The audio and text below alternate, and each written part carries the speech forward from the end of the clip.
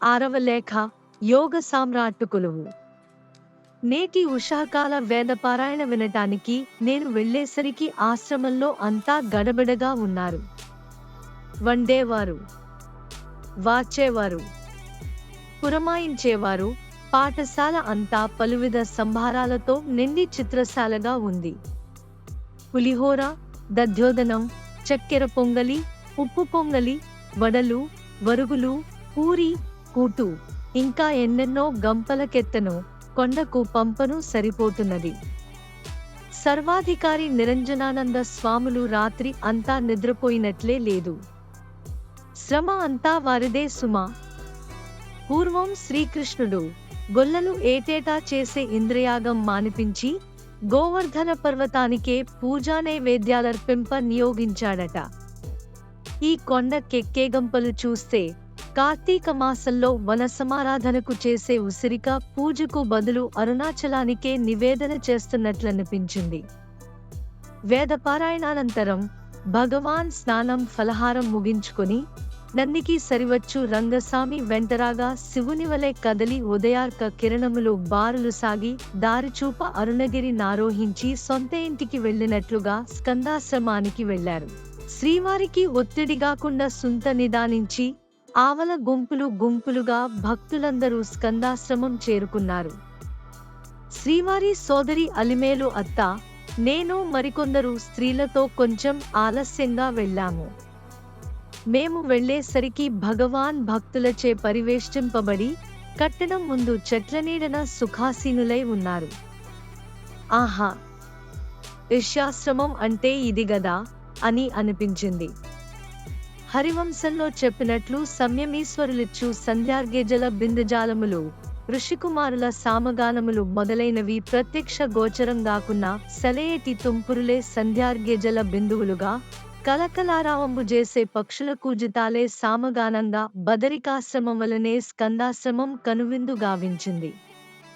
ఎందరో సాధకులు సన్యాసులే గాక పుదుచ్చేరి నుంచి, మద్రాసు నుంచి, విల్లుపుర నుంచి, ఇంకా ఎక్కడెక్కడి నుంచో లాయర్లు, డాక్టర్లు, ఇంజనీర్లు, చిత్రలేఖకులు, పత్రికా విలేఖరులు, కవులు, గాయకులు ఎందరెందరో వచ్చారు.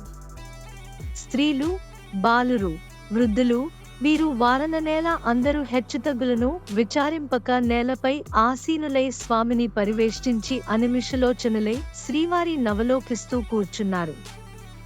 అనేక ధాతు సముదాయంతో కూడిన అరుణాచలమే రత్నసింహాసనంగా, ఆకాశవీధి నావరించిన మేఘమే శ్వేతచిత్రంగా, అట విస్తరించిన బహుశాఖా సమన్విత వృక్ష సముదాయమే వింజామరలుగా మహాసామ్రాజ్యాభిషిక్తుని వలె ఉన్న ఆ యోగ సామ్రాట్టునకు ప్రకృతికాంత నీరెండచే నివాళులిచ్చింది.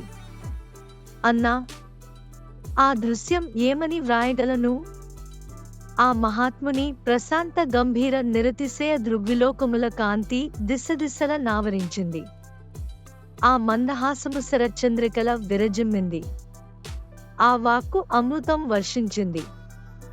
అట్లే మైమరచి కొంతసేపు కూర్చున్నాము.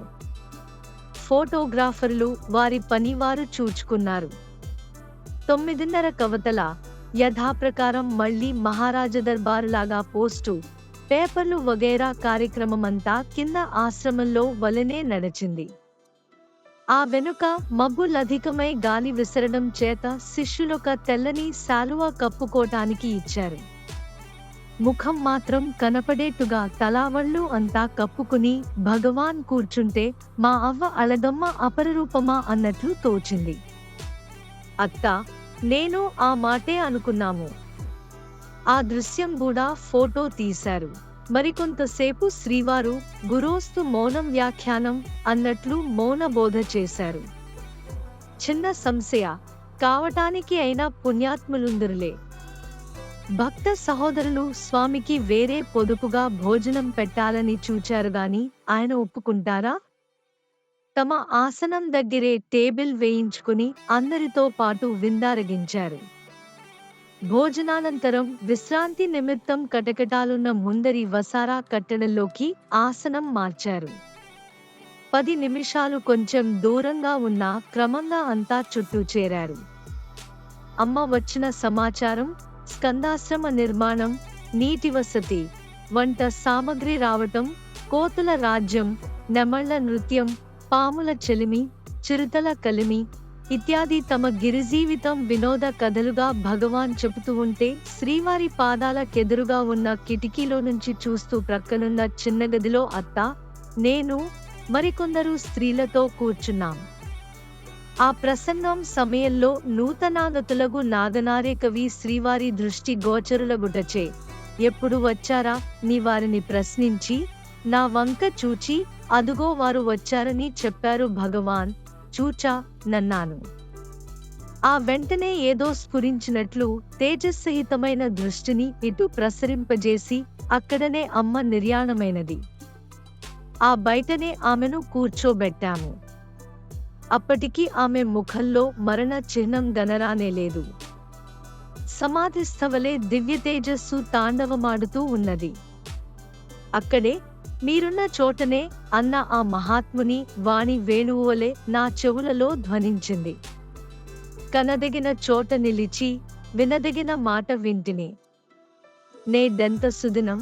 కపిలుడు దేవహూతికి తత్వోపదేశం మొనర్చి తరింపజేశాడు. ధ్రువుడు సునీతిని మోక్షపథ గామినిగా చేశాడు. శంకరులు తమ జననికి శక్తిలోక పదప్రాప్తిని అనుగ్రహించారు. శ్రీరమణులో మాతృదేవతకు అక్షయమోక్ష సామ్రాజ్యమిచ్చుటేగాక గౌరవచిహ్నముగా ఆమె సమాధిపై మాతృభూతేశ్వర లింగమును ప్రతిష్ఠింపజేసి ఇహమందామె కీర్తిని చిరస్థాయిగా నొనర్చారు. అమ్మ మాట శ్రీవారి నోట వినేసరికి నాకు ఆనందం కలిగి కళ్ళు నీరు గ్రమ్మినవి. అమ్మ మాట అమ్మాయితో చెప్పారన్న మాట. నా తండ్రికెంత దయో. మహాత్ములెప్పుడూ అబలలను ఆదరిస్తారు. వారి దృష్టికి స్త్రీ మాతృస్వరూపిణి, ప్రేమమయి. అమ్మ రాకముందు ఆశ్రమంలో వంటయే లేదట. అమ్మ వచ్చి భక్తులందరకు సుష్టుగా భోజనం పెట్టింది. ఆమె స్థాపించిన అగ్నిహోత్రుడే నేడు ఆశ్రమంలో పచన కార్యం నెరవేరుస్తూ వేలకొలది భక్తుల కుక్షి నింపుతున్నాడు. పూజ్యురాలకు ఆ తల్లి చిత్రపటం అక్కడ ఉన్నదేమోనని వెనుదిరిగి చూచి లేకుండుట కించుక విచారించి, స్త్రీ జాతికి వన్నెదెచ్చిన మాత, మేము ధన్యులా మని మనస్సునందే నమస్కరించుతిని. ఇంతలో రకరకాల ఫలహారాలు వచ్చినవి. అవి తిన్న అరగంటకల్లా పూరీ కూటు. సాయంత్రం 4 దాటింది. పూరీ కూటు తిని దారి పట్టాము. ఒకరి వెనుక నొకరుగా అందరను సాగనంపి అనుచర సమేతంగా అరుణ కిరణుడు అపరగిరికి చేరే సమయానికి అరుణగిరి సింహపీఠావతరణం చేసి అల్లనల్లన భగవానులాశ్రమం చేరుకున్నారు. యథాప్రకారం వేదపారాయణాది కార్యాలు నిర్వర్తింపబడినవి. వినవలే కనవలెగా కే ఎరువున వ్రాయంగవచ్చునన్నా వినుమా ఎనుపమ తేజుని మహిమలు వనజుజుడే చెప్పుగాక వసమే నాకున్.